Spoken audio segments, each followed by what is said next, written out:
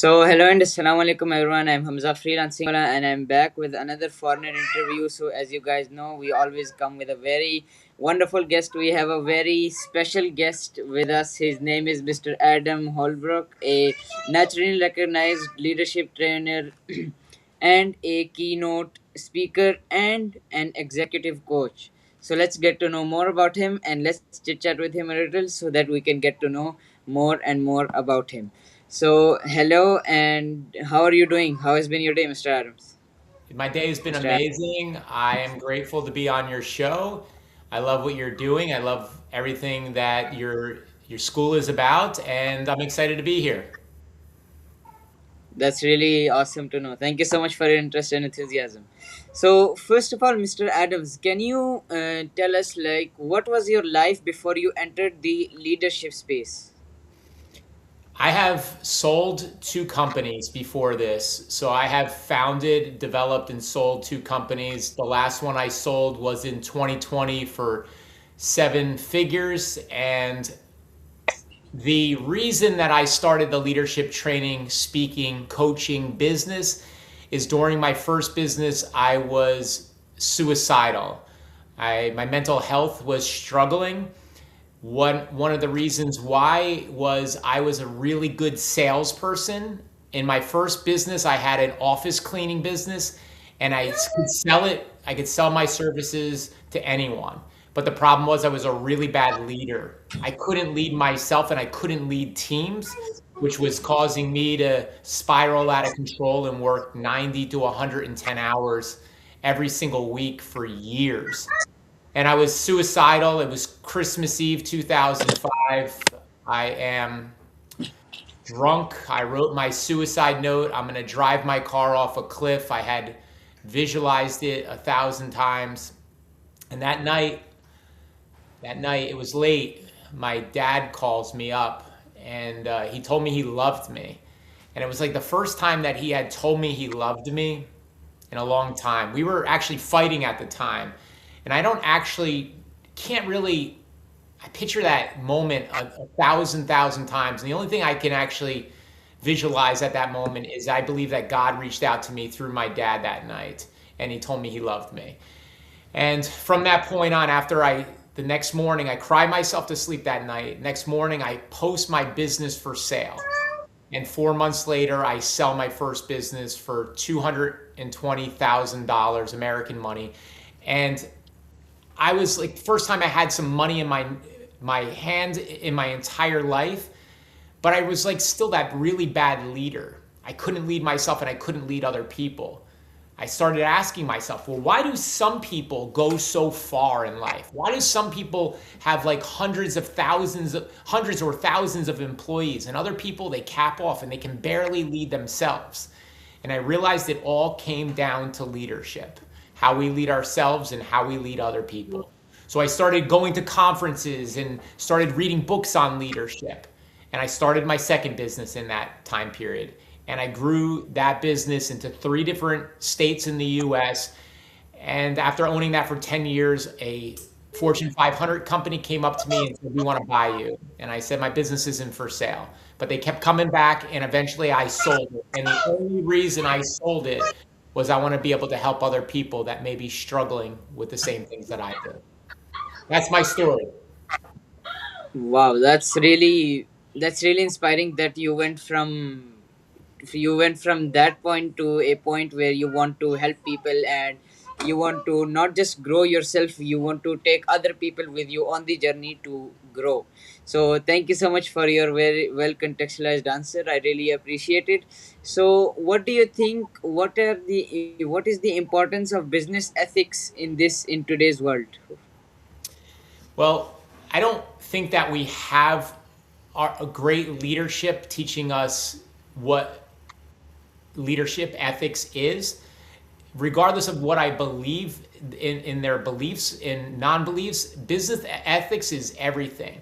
Because if you can't trust another person, if you can't, if you don't believe that they're going to have your back, if you're not being authentic, then how are you ever going to grow yourself or lead other people? People won't follow you. First of all, there's a common misconception that leadership is a position thing. Once you have a position of leadership, you're going to be a good leader.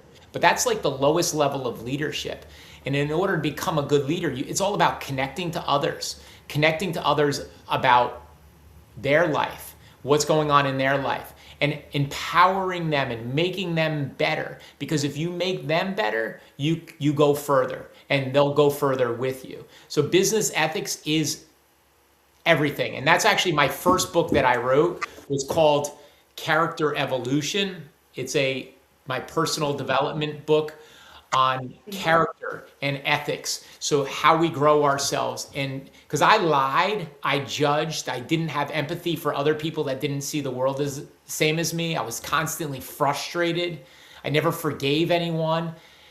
And just recognizing all of those little things that were holding me down in life. And I had a victim's mindset. My life was spiraling out of control. So really, ethics is about leading ourselves first, even if other people aren't. Because if you answer somebody else's hate with more hate, it's going to equal additional hate.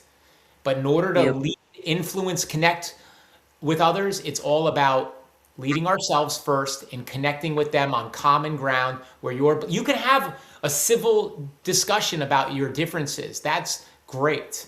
But as soon as you start belittling, arguing, fighting with another person, that's where you lose influence, and you're not a good leader at that point, in my eyes. Yep, that is very true. Your words are really inspiring and really true. That if you are a leader, you must have empathy and you must have the business ethics. So, thank you so much for your impressive answer. And I'm really impressed by the book which you have made. That's really wonderful to know. So, what do you think? What does true leadership mean to you, in your opinion? True leadership is about Yep. relationship building. Number one, relationship building. Because people don't care how much you know until they know how much you care. If we spend all of our times, in my first business, I used to boss people around and tell them what they should do. And they would only go do the bare minimum for me. They weren't going the extra mile. But when you start to get to know your people, get to know what inspires them, what they're good at, and then you're able to empower them, then they're like excited because you are investing in them and you're making them better. And so many times we think we want to if we give all of our lessons to the people under us, they'll advance their career further than us. But in reality, if they get further than you in life, so be it. You should be excited and proud of that. But as you continue to empower other people, learn new things every single day, there's no stopping how far you'll go in life. Yep, that is really true. That is really true that if you are a leader, you have to not only just keep yourself ahead of all of your employees or all of the people who are working for you. You have to be like, you have to empathize with them. You have to build that emotional connection so that they can understand that what are the feelings like if there's a tragic loss or there's a, you can say, a massive problem. So that's really contextual to know. So thank you so much for telling us Right, that. it's exactly right. Because Yep. when there is a problem, right, it's everything is great until there's a problem. But when there's a problem, because problems happen, they will want to go work harder for you. They're going to want to work through the issues. But if there is no connection at that point, there's no relationship built, they're going to dismiss you. Yep. You can say that if you don't have any type of connection with your employees, like there's no need of having the employees, because they won't work for you at your expectations if you're just going to like do them like that. So why do you think, why do leaderships lack in communication, and what would you suggest for leaders to improve in their communication? Well, a lot of times, I mean, you kind of hit the nail on the head when you said about empathy and putting ourselves in another person's shoes and seeing it from their perspective. Can I share a quick story with you? Yeah, sure, sure. I go for a morning walk every morning and I practice my speeches. I practice body language. I'm just constantly always working on my next speech. Well, one morning I'm halfway through my walk and it starts downpouring raining. It's raining so hard. What I did, I had my cell phone with me. I take my shirt off and I wrap my shirt around my cell phone and I put it in my front pouch of my shorts to keep it dry. And I'm like, you know what? I'm several miles away from my house. I'm going to continue to practice my speeches. So I continue to I'm talking to myself in the pouring rain. And all of a sudden, the car starts following behind me. And I didn't know why. It's 5 a.m. in the morning. And finally, I turn around and I'm like, what do you want? What? And the car did an illegal U-turn and it goes the other way. And then I see two police officers. And two police officers, they have their sirens on. They pull me over on the sidewalk. They get out of the car like, what's going on? I'm like, oh, thank goodness you're here. That car right there is following me. They're like, he called us on you. They saw like they called me a mentally deranged individual. They saw me talking to myself with no shirt on. They thought I was a goofball. But if I actually look at that situation, I probably did look a little bit deranged. I probably didn't look, and it's about putting ourselves in the other person's shoes and seeing it from another perspective. Although we see it one way and it may be clear as day, another person will see it a complete another way. So having empathy for other people and other people's beliefs is so huge, so huge. Now, I would like to talk about friendships for a second with empathy, because this is an area Sure. that I have been going through in my life right now. I love being Sure. around people that are different. I love being around people that are different.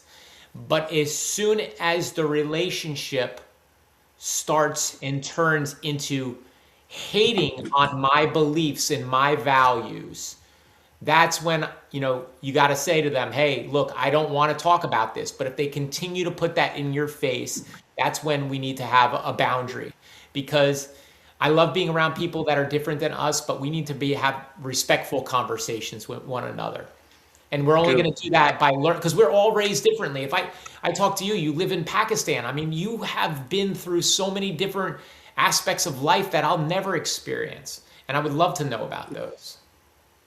Sure, sure. One day, inshallah. So that's thank you so much for sharing your wonderful story. That's truly great to know and kind of funny that you got caught on, but you had a good, you can say you had a good cause for speaking to yourself, because people, when they see from outside, they think on a different perspective, like they thought that you were just wandering around speaking gibberish and anything, but on the inside you are practicing your communication skills, you are practicing how to improve yourself in your communication skills. That's So right. that is a true thing, that you should not judge a book by its cover. That's right. Do you ever talk to yourself? Yes, I talk to myself a lot. When I'm outside, I'm on my cycle. Um, I'm just riding around, just speaking to myself, anything that comes in my mind, because as you know, your mind is the only one which can tolerate your own language. So people are just staring at you and seeing that, what is he speaking? Is he speaking to someone on the phone, or someone to himself, or what is he doing? That is funny.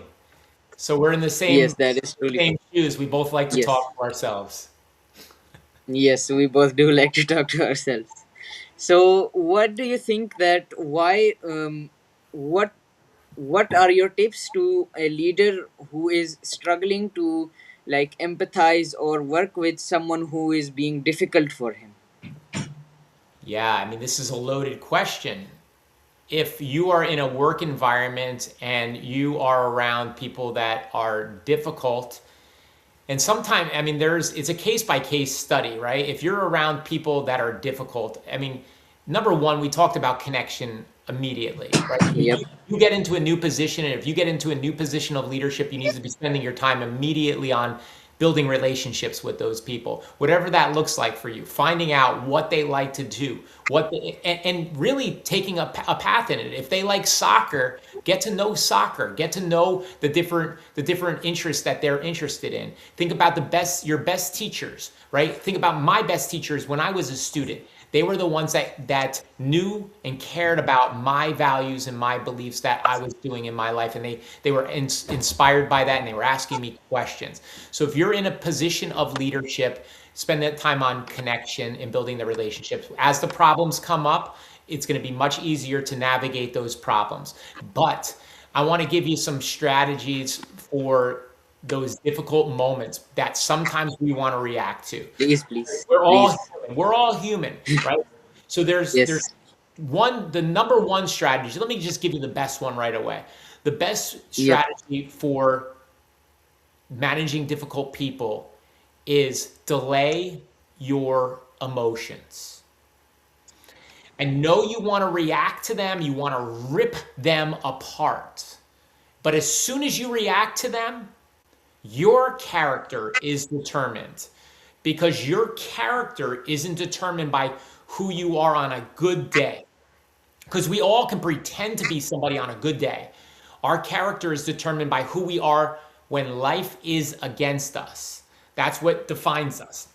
So as your emotions of rage, frustration set in, I want you to take a deep breath and delay your emotions, because each time you do it, the next time will be that much easier.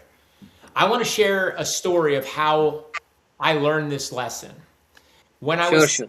when I was selling my last company, for the big company that I was getting ready to get rid of, the my father-in-law is a super successful business owner. He said, Adam, let's go for lunch. Over lunch, he said to me, Adam, this is a fantastic deal. I'm excited for you, but the deal is going to take like 3 months to close. And there's going to be a lot of emotions and a lot of things that are going to change. And if you allow your emotions to get to you, the deal will fall through. He said, be emotionless. The day of closing had come. We did all the work. We did all the due diligent work. I was supposed to just sign the form and get a big check. That's what I was supposed to be doing. But they say to me, Adam, we want to meet with your largest customer. I said to them, no way. All along, I said no customer interaction before closing. They said, Adam, this customer makes up 28% of your business. I go, I'm sorry, the deal is off. And I walked away. I walked away from the deal on a Friday. Now, I didn't hold my feelings in. I told them exactly how I felt, but I didn't raise my voice. I didn't belittle them. I didn't argue with them. Now, sometimes I will hold my feelings in if it's not important to me, like that car that cuts me off on the road, or that comment that didn't mean anything. They just said it and it just kind of rubs you the wrong way. Just let it go. But if it truly matters to you, I'm going to absolutely let the other person know how I feel without raising my voice, belittling them, or arguing with them. So I walked away on a Friday. Saturday, they called me up on the phone. They go, Adam, we want to talk to you. And I couldn't answer. My emotions weren't in check. I let it go to voicemail. Finally, we talk on Sunday night. They go, we want to work a new deal out with you. I go, what's that? We want to wire into a phone call with you and your largest customer. I go, are you guys going to say anything? They go, no, we're not going to say anything. I go, what do I have to do? They said, we want to find out if they're happy with service and they're going to continue to use you. And I says, okay. And just like that, the deal closed 7 figures by delaying my emotions. All right. That's Thank you so much for sharing your story. That truly means that you are really inspired and really enthusiastic. You are really like gelled with this interview. So I really appreciate for your precious time you have given to my show. Thank you so much for that. So what do you think? Why is empathy important in connections, and how would empathy improve your connections? Well, everyone has different values and different beliefs. And if I were to talk to you about what's important to me, and if it's not important to you, you're not going to get a good feeling about me. Yep. And we got to get back to, if I want to lead people, if I want to influence people, if I want to be a great leader, it's about taking people where they're at and connecting with them, getting to know them, having empathy for them on their values and beliefs. Because when you do, things are just that much easier. And if you say that you have a new position of leadership, like so many times I talk with schools, right? Because I do a lot of work with schools.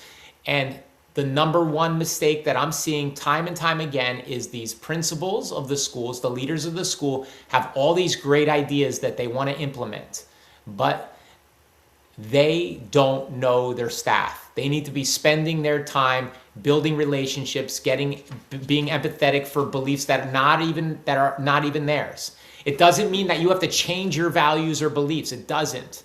But it just means that we're just going to be open-minded to other people's perspectives, other people's views. Yep, that is very true. Thank you so much for your insightful answer. That's really fascinating to know that empathy has such a huge role in building connection. So now I'd like to ask you, if you would be looking at the younger Mr. Adam, what would you say to him? Like, if you were, if he, the younger Mr. Adam was in a different like state, so how would you, what would you say that, so that he would be motivated and get back on his work? Yeah, well, number one is we can't change our life circumstances. We can't change necessarily how we were raised and the problems that we may have in our family and the financial states that we've come to live in our place in our lives. And I could look back on our life and say, I want to make a lot of changes. But I would say that the number one thing that I would say to myself is study leadership, study personal development, because you can only go so far. I was suicidal because I wasn't a good leader. I wasn't leading myself. And if I had the materials and the books and the awareness to what was really I was struggling with in my life, things would have been a lot different. All right, all right. That is good to know that this is where that's the true motivation that everybody needs to give to themselves, so that in my type of age, so that they could build their future and become someone like you in a good way, and in becoming a very wonderful leader. So thank you so much for giving your contextualized answer. So you mentioned before the interview that your kids were excited to see this interview, if I'm not wrong. Yeah, I have a 14-year-old daughter and I have a 12-year-old son, and they they love watching videos of young kids, right? Like when I post a video, they don't care about it, but when a young kid posts it, they love watching all these shows, these young kids. They're inspired by young kids, and I want to find them good role models that they are able to look after and say, you know, I want somebody that is going to be a positive role model for my kids. They're such in a great place in life, and one of the biggest lessons that I'm teaching them is that failure is good. Failure is Yeah, good because you learn, you grow from those mistakes. And if we all didn't have failures, it like you would be bored with life. We have to fail. yep. It's gotta be painful. It's gotta be like, oh, I messed up here. If we all learn from those mistakes, and I think that we just, as a society, we want quick fixes in life, and nothing is easy in life. Anything of value in life takes work and failing. Yep. Yep. So no pain, no gain. I like that. Ain't no game. No, thank you so much. Thank you so much. So I was just asking because I wanted to know, what would you think? What would they think after knowing about your life journey and knowing things that you weren't able to open up to them? What do you think? How would they react? Well, my kids, they know a little bit about my mental health struggle when I was younger. They don't know all of the details of it. They don't really, they haven't read my book. They see that the impact that I'm making in my community and the people that I speak to on stages, they see that something is there. But they let's face the facts that we learn best through other people's struggles. We learn best Yep. by getting, if I wanted to take advice from somebody, I want to take advice from somebody that's gone through the same things that I've gone through. My kids, they have known a lot of my struggles when I was younger. They know that they see me going at this business every single day and working towards something that's bigger. I think it inspires them to do better in school. I think it inspires my son to practice more basketball because he loves basketball. I think it inspires my daughter as well. Yep, truly. Your story is truly inspiring. So the reason I asked is usually when you bring it up or when they suddenly get reminded or they remember it. So how do they like respond to you? What is their reaction? Sometimes they don't think, you don't think that they're actually listening, right? They're like, Yeah, yeah, yes, they're yeah, nodding. but it's amazing that they are. They listen to everything like sponges, and they may put it off like, yeah, no big deal, and they walk away. But they hear, they're sponges. They listen to everything. They get it all, and they're not only listening to my words, they're watching me and how. So if I'm telling them to do something, and then I don't do it, I'm not being credible, and I'm not perfect. I'm a work in progress. Like, I make mistakes every single day. Like I said to my wife that I don't want to be like, my son's on the basketball team, and sometimes I'll like say something about one of the coaches, and I said I don't want to have to say that. But sometimes in the heated moment, I'll say to my wife, "Oh, I didn't really like how the coach did that," and I catch myself, and I'm like, oh, and I apologize and forgive myself first, and then I forgive my wife. I'm like, I'm sorry, I did that. But my kids see me screw up. They see me apologize to myself. They see me apologize to my kids, and they see that I'm not perfect, because we're human. We make mistakes, Yep. but I do want to No be able. one's perfect. No one's perfect. No one's perfect. I make mistakes every single day, and I'm trying to get better. I really am. And there's some lessons that I'm being taught over and over and over again, but I need to always gain that awareness. I have the awareness of the mistakes that I make, but sometimes I still make those same mistakes. But the awareness is key. And I think my kids really gain a lot from me, because I feel like I'm able to inspire them through my messages and living those messages. Yep. So we're all made like this. You from outside they see like he's just nodding and like that, but from inside they would like understand that the my father has gone through this and has gone through that. So, yep, that's really I'm speechless.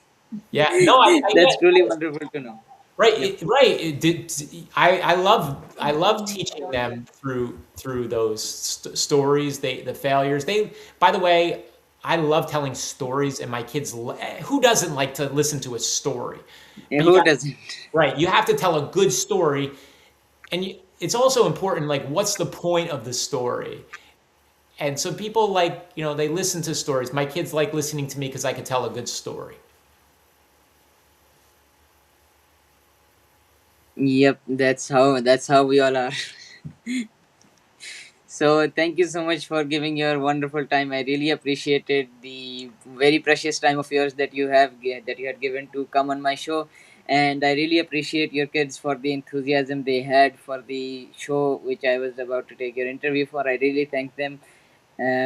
Yeah, so yes, everyone, he was Mr. Adam Hollbrooks, and I got to know more about him, and I got to know a lot about him, and or in some way more than a lot about him. But it was truly wonderful, and and his story is really inspireful. I hope you guys are also inspireful. So, Mr. Adams, lastly, I'd like to take your feedback. How did you like the interview? How was the interview in your perspective, and how are the questions? Well, Please I be open. I enjoyed the interview. I enjoyed how you were listening. You summed up after the question, after you listened to the answer, you summarized what I said to show empathy and showed me that you understood what I said before moving on to the next question. That's so important in an interview because Yep. that shows your listening skills, right? You're just not just asking questions, you're listening and then you're engaging. And now sometimes in interviews, it's really hard to listen to people because you're just like, wow, what are they saying? They're talking in circles. And sometimes you have to fight yourself to listen and try to summarize what they're trying to say. But I think you did a great job. Yep. Thank you so much. I really appreciate your enthusiasm and your kids' enthusiasm, and I really appreciate your appreciation. So, yes, everyone, he was Mr. Adam Holbrooks, and he was our today's guest. I hope you guys enjoyed. I'll see you guys. I'll bring on another show for you guys with another guest. Till then, stay wired to be inspired. Allah Hafiz.